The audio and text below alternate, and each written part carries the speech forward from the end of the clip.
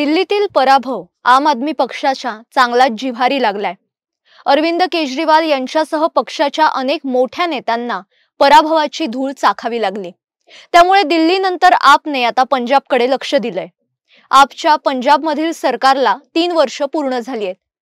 पंजाब हे आता एकमेव राज्य आहे जिथे आपची सत्ता आहे। पंजाबमधल्या कामगिरीवर आपचं भवितव्य आता अवलंबून राहणार आहे। एकूणच त्यांची अवस्था आता खिळखिळी झालीये। सगळे फासे उलटे पडायला सुरुवात झालीये। भगवंत मान यांचं सरकार सत्तेवर येण्यामागे शेतकरी आंदोलनाचा मोठा वाटा होता, पण राज्य सरकारच्या धोरणांमुळे हे शेतकरी विरोधात उभे ठाकले। विविध आमदारांच्या घराबाहेर शेतकरी आंदोलन करतायत। आंदोलनांना परवानगी नाही अशी घोषणा करण्याची वेळ भगवंत मान यांच्यावर आलीये। आणि सगळ्यात महत्त्वाचं म्हणजे 19 मार्चला मागच्या वर्षभरापासून शंभू आणि खनोरी बॉर्डर जवळ तळ ठोकून बसलेल्या शेतकऱ्यांचं आंदोलन उधळून लावण्यात आलं। पंजाब पोलिसांनी रात्री अचानक कारवाई करत आंदोलन स्थळावर उभारण्यात आलेल्या तंबूंसह इतर साहित्यावर बुलडोजर फिरवला आणि जवळपास 13 महिन्यांनंतर शंभू बॉर्डर वाहतुकीसाठी खुली करण्यात आली। शेतकरी आंदोलनाला पाठिंबा खतपाणी घालणाऱ्या आपने अचानक कारवाई केली। त्यामागे काय राजकारण आहे हेच आजच्या भागातून जाणून घेणार आहोत। नमस्कार, मी बागेश्री पारनेरकर आकार DG9 मध्ये सगळ्यांचं मनापासून स्वागत करते। आपचा दिल्लीत पराभव झाला आणि त्याचे चटके पक्षाला पंजाबमध्ये सुद्धा जाणवले। पराभवानंतर केजरीवाल सर्वप्रथम विपश्यनेसाठी गेले। तिथून ते थेट अमृतसरला गेले। मान सरकारची 3 वर्ष पूर्ण होत असतानाच त्यांनी विविध समाज घटकांशी चर्चा करण्याचं धोरण अवलंबलंय। पंजाबमधली सद्य परिस्थिती काय हे आता थोडक्यात पाहूया। पंजाबला नशामुक्त करण्याचं आश्वासन आपने दिलं होतं। नशामुक्त पंजाब ही मोहीम त्यांनी अनेकदा सुरू केली, मात्र त्याचा फारसा प्रभाव दिसला नाही। सरकारी अहवालानुसार सीमेपलीकडून पंजाबमध्ये प्रचंड प्रमाणात अंमली पदार्थ पाठवले जात असल्याचं उघड झालंय। कायदा सुव्यवस्थेच्या मुद्द्यावरही मान सरकार हे बॅकफूटवर आहे। गेल्या 5 महिन्यात 13 ठिकाणी स्फोट झालेत, काही मंदिरांवर हल्ले झालेत, खलिस्तानवाद्यांनी पुन्हा एकदा डोकं वर काढलंय। म्हणजे केंद्र सरकारने सुद्धा पंजाबमधल्या कायदा सुव्यवस्थेबाबत चिंता व्यक्त केलीये। या मुद्द्यावर राज्य सरकारने फारसं काम केलं नसल्याचं तज्ञांचं म्हणणं आहे। आता उरलेल्या 2 वर्षात राज्य सरकार यावर काय काम करणार यावर खरं म्हणजे आम आदमी पक्षाचं भवितव्य हे अवलंबून असणार आहे। आता मुद्दा उपस्थित होतो, अचानक वर्षभरापासून सुरू असलेल्या शेतकरी म्हणणं बरोबर नाहीये, तर शेतकऱ्यांच्या नावाने जी माणसं आंदोलनाला बसली होती त्यांचं आंदोलन एका रात्रीत उखडून टाकलं। JCB आणत कारवाई केली आणि वर्षभरापासून बंद असलेले रस्ते वाहतुकीसाठी सुरू केले। आता मोदी सरकारने म्हणजे केंद्राने जर हे केलं असतं तर बास, काही विचारायलाच नको, सगळीकडे नुसती बोंबाबोंब केली असती। टीका करणारे आणि केंद्र सरकारवर डूख धरून बसणारे लगेच वळवळायला लागले असते। सरकारला शेतकऱ्यांचं देणं घेणंच नाहीये, शेतकऱ्यांविषयी केंद्र सरकारला काही वाटतच नाही, केंद्र सरकार निर्दयी आहे। पण आता आम आदमी पक्षाच्याच सरकारने कारवाई केल्यानंतर सगळे चिडीचूप बसलेत, कोणी काहीच बोलायला तयार नाहीये। असं कसं झालं बुवा, म्हणजे हा एक प्रश्नच आहे। आता पंजाब पोलिसांनी कशी कारवाई केलीये ती जरा पाहूया।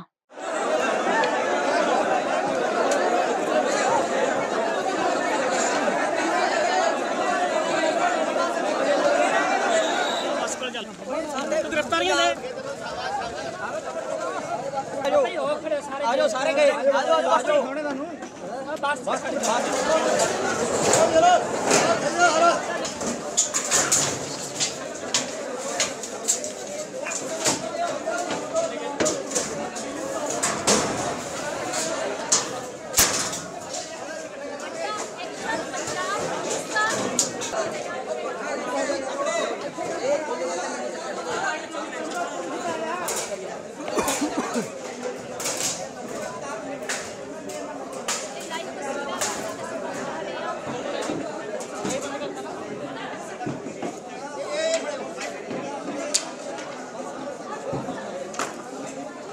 पण हे तेच आम आदमी सरकार आहे जे दिल्लीतील शेतकरी आंदोलनाच्या वेळी शेतकऱ्यांना वायफाय कसं मिळेल, त्यांना चांगलं खायला प्यायला कसं मिळेल याची काळजी घेत होतं। मोदी शहांच्या नावाने गळे काढत होतं। सरकार कसं शेतकरी विरोधी आहे हे बोंबलत होतं. त्यातली अर्धी डोकी मुळात ही शेतकरी नव्हतीच, ढोंगी लोक होते, खलिस्तानी होते किंवा दलाल होते.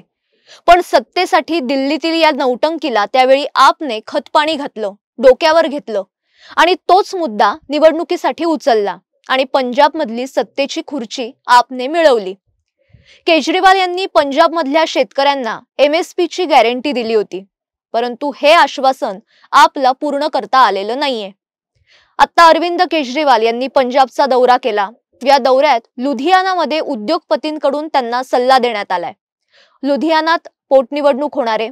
शंभू आणि खनोरी बॉर्डरवर शेतकऱ्यांचं आंदोलन सुरू राहिलं तर आगामी लुधियाना पोटनिवडणुकीत आपला मतं मिळणार नाहीत असं उद्योगपतींनी सांगितलंय.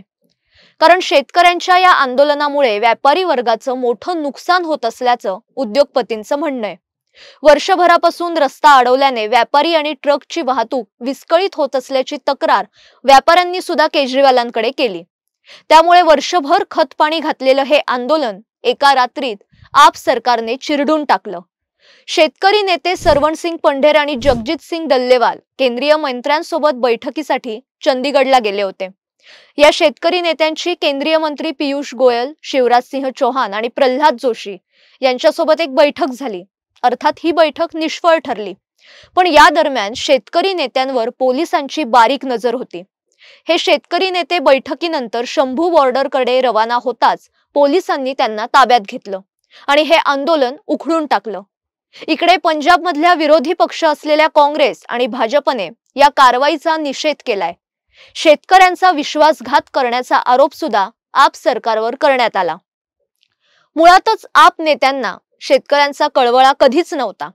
स्वतःच्या फायद्यासाठी शेतकऱ्यांचा त्यांनी वापर केला. भाजप, मोदी, शहा, संघ यांच्याविषयी विष पेरायचं एवढंच त्यांचं महत्वाचं काम आहे. स्वतःच्या अंगाशी येतंय म्हटल्यावर त्यांनी हे आंदोलन चिरडून टाकलं. एकंदरीतच काय तर आपचे फासे आता उलटे पडताना दिसतायत. येणाऱ्या काळात दिल्लीमधून जसं आप हद्दपार झालंय तसं पंजाब मधून सुद्धा आप हद्दपार होण्याची शक्यता नाकारण्यात येत नाही. तुर्तास या भागात मी इथेच थांबते. पण याविषयी तुम्हाला काय वाटते ते नक्की कळवा आणि अशाच महत्त्वाच्या विषयांसह आपण पुन्हा भेटणार आहोत. तोपर्यंत स्वतःची काळजी घ्या आणि हो, पाहायला विसरू नका आकार DG9. धन्यवाद.